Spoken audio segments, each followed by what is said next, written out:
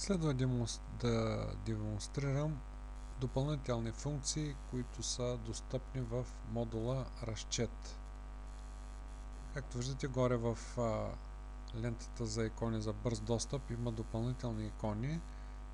Освен печатните форми, които отделно ще разгледаме, има възможност за отпечатване на стикери, въвеждане на партиди за стикери, етикиране на партиди, отпечатване на стикери по опис, изчисляване на график, отключване-заключване, универсална справка на това какво е работено по конкретния разчет.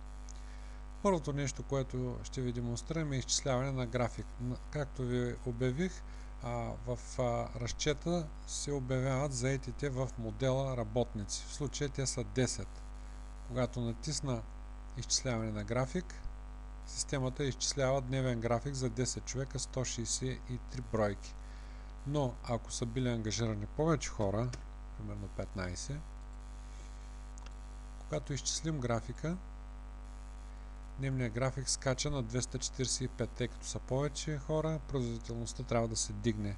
Ако намалим хората на 7, да се разпределят операциите между тях, тогава при изчисляване на графика бройките падат на 114.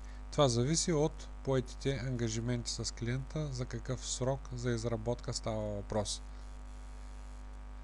Отключване-заключване, след като модела вече е утвърден и готов, той следва да се заключи и това е достъп на определен, това е право за определен персонал, това е само на технолога, той има право да променя технологичната последователност на модела.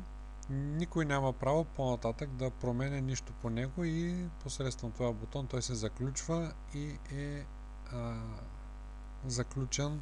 Всичките негови полета са заключени за останалите хора, тъй като системата работи с много потребители.